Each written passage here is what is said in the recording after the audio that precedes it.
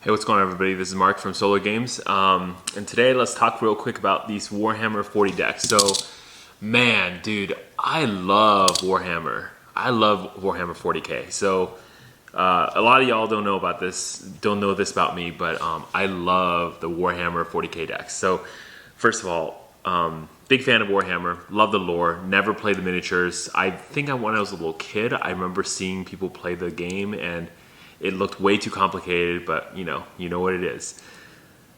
Anywho, fast forward to today, I'm finding out, I guess I found out about a year ago, but Wizards is collaborating with Warhammer or Games Workshop to make Warhammer 40k Magic the Gathering decks, right? So these are super freaking cool.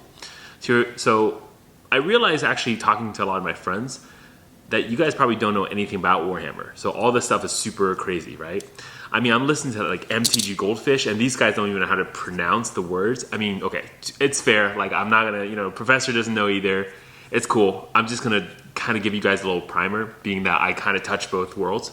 Actually, I think Vince Pleasant Kenobi has a lot more data, so he really should make this video. But hey, since he hasn't made it, or if he does, I don't know. I'll make it for you guys. So I'll give you guys the details. Couple things. Number one, I want to talk about, let's talk about like just Warhammer and why it's so cool and what are all the, like, give you a little primer on the kind of like history of Warhammer and what's going on. So the first thing is this. So, there's 4 decks, right? So there's going to be decks for the kind of like the good guys, the Empire and the Imperium, right? So this is the humans. They're not the good guys. There's no good guys in Warhammer, right? So that's it. Then you got Chaos, okay? And then you got Tyranids, and then you have the Necron tier, right? Or Necrons. So a couple things I want to just tell you. By the way, if you want to look at Warhammer, I highly recommend a channel, Luton. I think it's like, what's it, Luton 41 or something? I forget. That guy is amazing. His lore videos are so in-depth, so please watch his stuff. I literally put that stuff, it's like hours, by the way. His videos are like an hour. I just put that on background while I'm sorting cards, and I'll just listen to it. It's amazing. Anywho, I'll just give you the quick primer, because I think if you know the story of Warhammer and you know what's happening, I think a lot of the cards will have a lot more meaning too when you play. So I'm super excited. I can't wait to play with these decks. I already basically said, hey, all my friends, let's go. Once I get these decks, let's go play. Anyways, without further ado, we're 3 minutes in the video having talked anything about Warhammer. Okay, so let's start with the humans, the Imperium. So basically, all you need to know about the Imperium is there is a god emperor, okay, and the Emperor of Man. This guy's like, and he's gigantic. Like in actual lore, he's just huge. Don't know why he's huge. There's some inkling that he might be psychically projecting his size. He's actually not that big. Who knows? He's just gigantic, okay? And he's like really powerful, and he's something we would call a psyker. A psyker is basically a dude that can like use psychic energy and like use his mind to go like F with your mind, okay? So he's like the ultimate version of this, and he could basically shape reality with his powers. Unfortunately, he basically fought this gigantic battle a long time ago, and then after that battle, he's severely weakened to the point where he's almost dead, right? And because of that, he basically sits on this iron throne, or this golden throne, that's made for him, that's keeping him alive. And the reason we keep him alive is because he's kind of helping the humans kind of progress further, and he's keeping like some of the pathways for humans traveling stable, all the little pieces that basically make the humans still kind of functional. He's making sure the basics are in place, but that's it. And to keep him alive, literally they have to feed like 1,000 psychers. So these are like high power, high energy psychic people. They fly them back into Terra, which is Earth. And they have to sacrifice these guys to the Emperor every day. There's like 1,000 souls just get absorbed by him to keep him alive. So that's basically so there's like a card called the Golden Throne. That's what that card is. So you see why they're sacrificing creatures, etc. So there's a little bit of lore element there. Then the Emperor has his army. His army is basically made of what we call like the legions of the Ultramarines, right? So these are the Astartes. Right, Astartes is the name of the Ultramarines. Okay, now pretty much I think most of the cards I saw a couple of the cards, but they would come from different legions of the Ultramarines. Long story short, there used to be 20 that were loyal to the Emperor. Something happened to the 2nd and the 11th. We don't talk about, so they're just gone. Huge mystery. Don't know where they are. that all the history is like basically expunged of their presence. It seems like they never existed. Then a bunch, like a half of the Ultramarines basically got corrupted, so they went over to an entity called Chaos. So they're all what we call Chaos Space Marines. So the rest of the Space Marines are left over, and those are the true Space Marines that are still loyal to the Emperor, right? So you have some from, like, for example, the Blood Angels, right? So these guys are like kind of like space vampire Space Marines, so they drink blood and, you know, all that stuff. So they have this like blood hunger thing that happens, okay? Then there are other like Space Marines, like for example, the one that almost everybody knows about. It's called Ultramarines, or well, I think I sometimes call them Blue Boys, but you know, people call them different things. But they're all, the armor is always blue, and they have the Ultimar U, which is like upside down Omega on their shoulder pads and whatever. So that's how you know.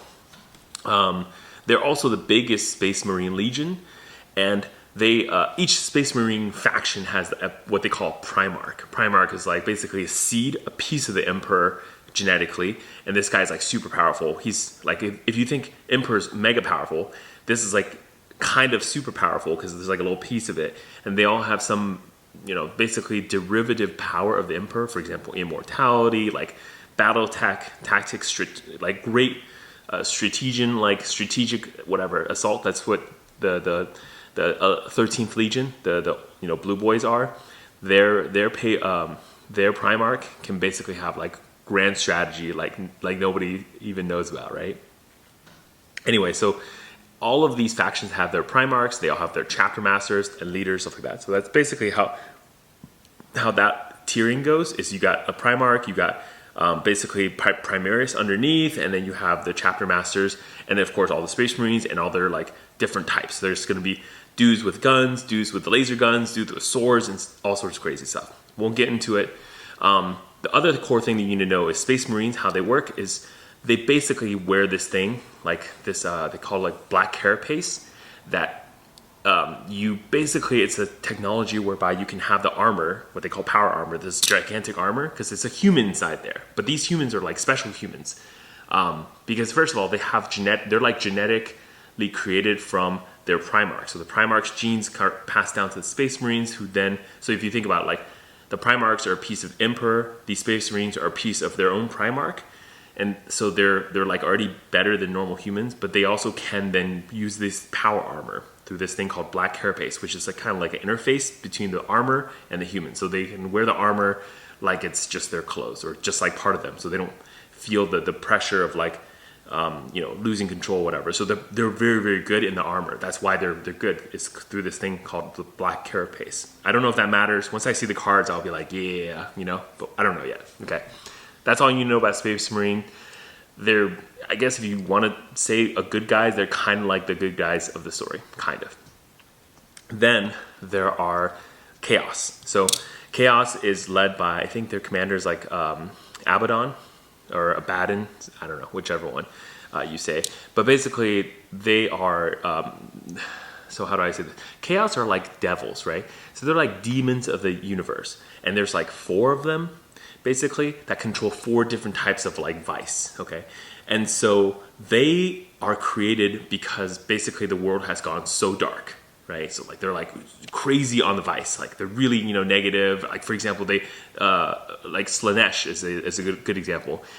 He is a chaos god that's like created from absolute amount of pleasure, right? So basically all sorts of pleasure generates Slanesh, who then like basically is now torturing everybody. It's pretty insane. So basically a bunch of these Space Marines get corrupted, so they also become Chaos Space Marines. So Chaos has like demons, but they also have Space Marines, and that's kind of how they function. So I didn't really look at all the cards, but basically that's how it works. Chaos also lives in this kind of like an alternative universe, a different place called the Warp. So the Warp is like where all these like psychic entities can go. Like the Emperor can basically channel himself into the Warp. But normal humans can't just go into the Warp. In fact, if you go in the Warp, you're basically, your mind just gets shattered because it's like crazy in there. So you can't really be in the Warp, right? But that's where the demons are. That's where Chaos lives. They live in the Warp, okay? That's basically what Chaos is. they're just out in the universe. I mean, what's their goal? Their goal is just make everyone chaos, right? To convert everyone to chaos and then convert more people, go kill and expand the whatever vice that they're representing, like sloth, greed, all this stuff that they represent. It's part of chaos. Okay, then you have the aliens, the Tyranids. So if you ever play StarCraft, Tyranids like the Zerg, right? So they're the dudes, they even look like Zerg. And the reason is because apparently Blizzard, like a long time ago, like copied 40K and made StarCraft. So that's kind of like history. Anyways, so basically the Tyranids are these like world-eating entities. What they do is they go from planet to planet and they just kind of like convert everything on that planet into more Tyranids. So they take everything. I mean, everything. Like whatever planet they leave afterwards is just completely barren. Everything they can convert. Like they can take trees, they can take buildings, they can take your car. I don't know if they can take cars. They can take any biological thing and convert it into more Tyranids. Basically, they extract kind of like genetic and material. Think about like they can melt humans down and then reform them into more Tyranids. Their spaceships are just these gigantic like space pods of like, it's a living organism. Imagine like a living spaceship. And then they just go to planets and they just like relentlessly bombard down with like Tyranids and whatever. They also have another sect. It's called the Gene Stealers. They're basically like, if you think about how you would fight a war, you send your army, but you first send like a scouting party. The Gene Stealers are kind of like the scouting party, spy, secret mission type of people. They actually can kind of look like humans.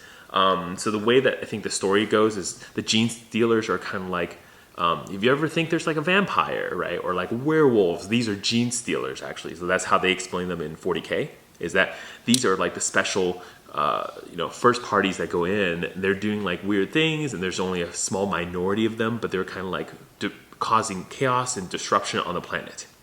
Then once the planet kind of gets into this very chaotic state, everyone's like fighting each other and they're weak, then the Tyranids descend with their main army and just basically ravage the entire planet. Okay, and now that we're talking about Tyranids, we have to talk about a card that I saw from the Imperium, the humans. It's called Exterminatus, right? So Exterminatus is like this protocol that the humans can call upon. Basically, it's saying it's their like destroy everything in sight type of like weapon / protocol. So basically, they fly like a gigantic like battleship into orbit, and they send down this gigantic beam that just kills everything on the planet. Like, does not matter, humans, aliens, everything. They're basically, the thing is like a planet cracker, right? It kills everything on the planet. It's called Exterminatus.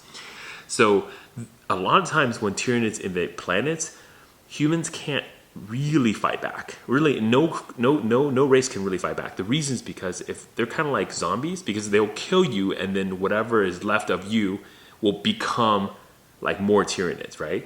So they use you to make more of them. So you can't really win. And honestly, even Tyranids that die, they can use that to then make more Tyranids, because it's just, again, it's all bioessence. It's all like, human biomatter. So they could just remake more Tyranids. So the only way to fight Tyranids a lot of times is to kill the entire planet, because it's kind of like, imagine like controlled burn. When the fire comes, you burn a perimeter around the fire so the fire can't continue to burn, right? That's kind of how humans have to deal with Tyranids, unfortunately. So, but for now, Tyranids are mostly on like far side of the galaxy. They're kind of coming in. We know about them, but they're not like a huge threat to like the core. Okay, so that's how they are. Then we turn into the Necron, the last deck. So the Necrons are like this, I guess they're like space mummies, but basically their story is like this. They used to be a race that's like living on these polluted planets, and they're just like super weak. They're always diseased, they're always dying. They felt like their life has no purpose, no meaning. So they basically, long story short, get tricked by another entity. Like, if you think about it, they're like kind of like gods, the Necrons, because they're immortal. And the Necrons basically got tricked because that god was fighting a war with a different god, and so that god was like, "Hey, I'll give you immortality, through using these armor, right? So basically, there's this thing that happens called biotransference. Basically, they take the Necron's soul and ensoul them into these like armor, these living armor, right?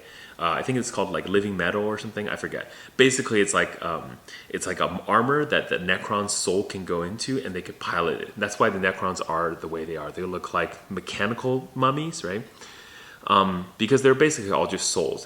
And when they did this, they actually all got enslaved by this god, except they kind of broke free, and then they realized, you know what, we're just going to go in hiding for millennia. Like they went into what they call tombs, deep underground, and they just like slept there, right? They just slept and didn't do anything. Until recently, of course, they emerged, and that's when they came on the battle scene. They were like also killing people and whatever. So Necrons. Their specialty in the tabletop game in general is that they can kind of revive. Like if you kill them, they have a chance to come back to life. I haven't seen the Necron decks. I wonder if it's going to be like regeneration, things like that happening. I know it's like a mono black deck, so we'll see. But the other part of it too is like their armor is very special. So there's a lot of that too. So that's basically the Necrons. What else is there to say about Necrons? There's not much more to say about Necrons that I know about, at least. I'm sure there's more. The other thing that's really interesting about this is if these decks really go well, they haven't even done all of the races of Warhammer yet. They picked like 4, and I would say there are actually some really interesting other races that we haven't even done. For example, and so let's just talk about them, okay? So you got like Eldar and Dark Eldar. So these are basically like space elves. They used to be like super high class, they had this like very, very advanced society where they would, they know all about technology. They also have special souls for some reason. They don't die. But when they do die, they also can go, their soul goes into the warp, but actually can come back out and then basically inherit another body. So they kind of just don't die is how that works. So in general, Eldars don't die, and so they're great. The problem is what happened is that their society became more and more about like enjoying themselves to the point where they basically destroyed themselves. So then you have 2 factions that kind of came out of here. Then there's the Eldar, or the High Eldar, or whatever. They basically got on these like gigantic like boats, which is now their home. They don't have a home world anymore. They live on boats or ships that fly through the universe, and they're kind of like trying to figure things out, trying to put back their society, right? Then there are the Dark Eldar, who basically, what happened is they were all doing sorts of like crazy depravity things, right? They would like start, like basically it just starts from pleasure into like basically start killing each other, like that kind of play. Like it just goes to the nth degree, right? To some point, they woke up a demon of chaos called Slaanesh. And then Slaanesh basically freaking destroyed the Eldars, right? And they have this other thing called the Webway. That's how they travel. Well, basically, they kind of got wrecked, right? They don't use the warp. They use a different thing. Anyway, so they kind of got wrecked. And so the Dark Eldars decided to hide inside the Webway away from like everybody else. So the Dark Eldars there, and they're a little bit more like, they're also like, they're all Eldar just like the Light Eldar or the normal Eldar, but they're like, they're still kind of like in their dark, pleasure-seeking ways, right? They haven't given that up. They're just trying to figure out a way to do that while not like invoking Slaanesh. Eldars on the outside are just basically saying, hey, that was a mistake. We want to change from that. So they're different. So there's like kind of 2 Eldar races. Then there's the Orcs, right? And the Orcs are so cool. So they have cool names. They have cool like ideas. So the Orcs in Space Marine or in Warhammer is they have the ability to think anything they want into reality. So kind of how this works is like they basically get together and they're like, okay, look, this machine right here, like for example, they take some like battery charge or whatever, they put it all together and it doesn't even look like it's gonna work. They're like, oh, it's gonna work. It's a car, guys. So they will that thing into a car and it just runs. For example, if a work machine ever runs out of gas, they just like, no, it has gas. And if everyone thinks it has gas, it suddenly has gas and it just goes. How does that work? No clue, but it totally works, right? So they got these gigantic machines. They kind of meld their bodies together with machines, and they're just like all about bloodthirsty. what does the orc care about? They just care about like having a great battle. They just care about like just going places, hitting people up, bashing on people, and just keep doing that. The orcs are also very scary because they can call what's called a wog, and basically a wog is like it's kind of like a bloodthirsty call. And basically what's going to happen is once they do this, then all the orcs kind of go berserk and they go crazy. And it's either you kill all the orcs, right, which you probably can't once they call wog, or they kill you, or they kill enough people that the whole like blood craze is gone. So they can do this thing at will. So the orcs are pretty cool because of this. Let's see, we talk about Eldar, Dark Eldar, Orc. Okay, and the last race we're going to talk about is Tau. Tau is kind of like a newer race, and by new we mean like newer than all the other races a little bit. Basically, and Tau is kind of interesting because Tau is kind of a mix of different races, but basically they have this core race that believes in what they call the greater good. So the Tau is like, we're out here to work for the whole society. We're trying to fix the universe, whatever that means. Their true agenda is not really revealed yet. We don't actually know what the Tau wants, but they say something like, oh, it's for the greater good, right? And so that's their like driving methodology or driving mantra is for the greater good. In combat, they're really good at range combat. So all of their stuff is like, guns and robots and whatever. They're basically, and they have, oh, by the way, the Tau has Gundams, right? So they literally have gigantic robots that are like battle bots. So anyways, Taus are pretty advanced. They have advanced range weapons. They have advanced robots and Gundams, stuff like that. And they're pretty amazing. So, yeah. I think that's all the Warhammer races that we know about. There's some sub-races, and the cool thing about Warhammer is because the universe is so big, each one of these things, like orcs, Tau, everything, they have not races, but like factions that actually are unique. They're like different. For example, as part of like the Dark Eldar, there's this faction called the Harlequins, and they look like jesters. They have jester caps. They dress in like striped stockings and stuff like that. They're really funny. The humans, the Imperium's crazy. They have like, oh, actually, I guess there is another faction. Like they're humans technically, but they're very different from the Imperium because they're called Adeptus Mechanicus. What they are like this, basically the Martians, right? They were focused hyper on technology. So, and they believe in technology so much that they want to convert all humans into just like tech. So, for example, they're like, basically most of the Mechanicus are like at least cyborgs, if not like fully bionic type of things. They have like these cupids that like fly, and they're like robot cupids basically. They also like they also like pray to a machine god because that's like what drives their makes everything that's like works for them is through this machine god. Oh, that's right. We got to talk about the religion of Imperium. Anyways, that's Adeptus Mechanicus.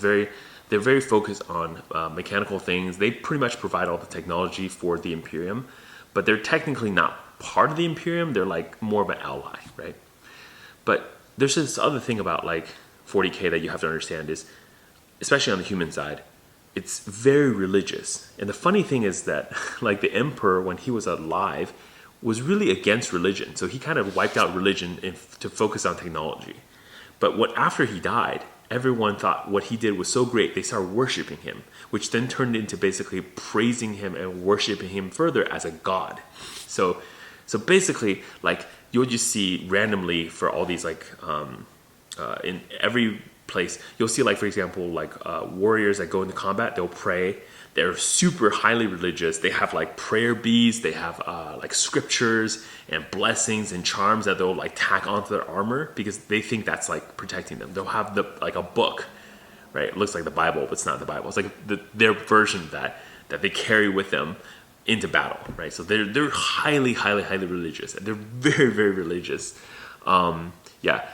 So anyway, I feel like I've done a really poor job, but that's basically all you really need to know. And I think having that base knowledge, you're gonna come into the game, have a lot more fun when you open the decks and play with them because you kind of know what's going on, right? So as a quick recap of everything, you got the humans who are basically who are like in these battle suits, who are hyper like superhumans, and they basically kill everything. Then you got the chaos, which is basically we're just trying to make sure the world is like destroyed. That's all they care about. They just want to destroy everything.